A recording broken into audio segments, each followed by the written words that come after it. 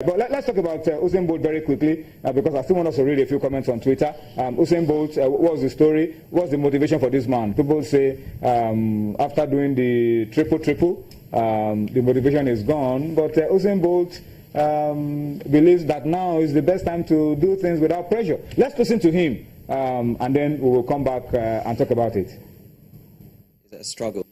No, not so much, because I think it was the pressure more than anything else.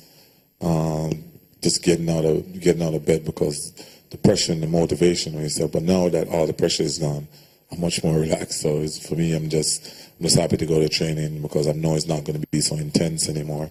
So it's not so bad. But the workload that I had leading up to the Olympics and even at the World Championship, and the pressure I was under and what I went through the season, then the next season started and it was the same thing. So there was so much pressure and stress that I went through that it just wasn't fun anymore, you know what I mean?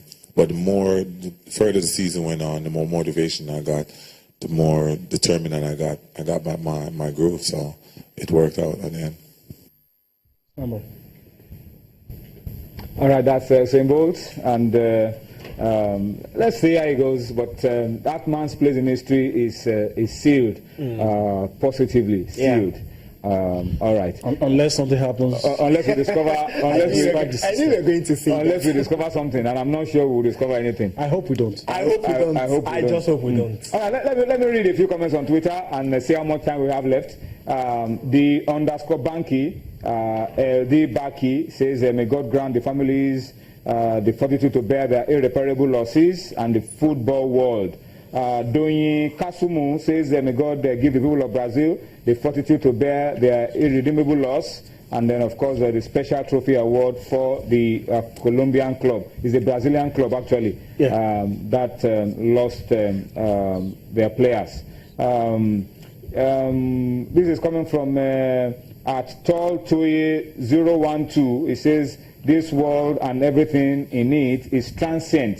Sad day in the world of football." Sometimes these lessons, we forget about some of these very crucial lessons of life until things like this happen. That reminds us. We are so used to having things happen the way we expect them to happen. You're expecting to play a final game. The final game is played. There's TV time. Nothing changes it. You see the two teams, they play.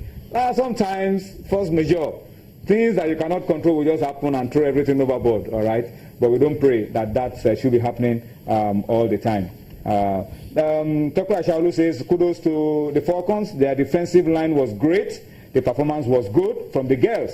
Our defense held well." That's why I said that defense has been very, very good. Yeah. They've only conceded one cheeky penalty goal. It was a gift, by the way. Well, people say it was a gift, but some will say it wasn't considered because of the pressure. Yes. That's why I said it was a gift. Okay. So it was a mistake. Yeah, just kicked somebody. Just threw the leg and there was a penalty. All right, but the defense was good and they need to be better against Cameroon. Atopo Bankole says, "The Brazilian Football Association has decided to exempt the club that lost the players to the plane crash from relegation for 3 seasons." Wow.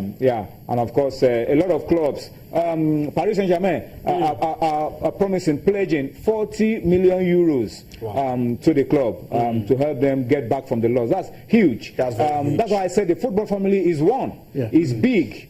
I mean, there's solidarity in the football family, and it's commendable. You will see how the football family will come together and help these guys bounce back from their loss. It's remarkable. I mean, very, very, very remarkable. I mean, I can remember a certain time when I think Bolton and Tottenham were playing when a certain Fabrice Muamba, had that near, he missed that with a whisker, and you could see that the football family, not just in England and Nigeria, all over the world, were all about Fabrice Muamba.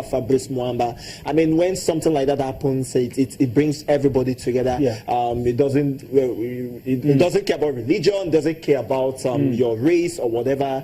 I mean, that's just it. It's a good one, but of course, it's still sad. It's still very sad. Yeah. All right. I'm told that that's the much we'll be able to take on Sports Tonight this Tuesday, guys. Thank you for your time on the show. Cosmos, thank you. Thank you. Thank you. And of course to you, thank you. We'll see you again tomorrow. Bye-bye now.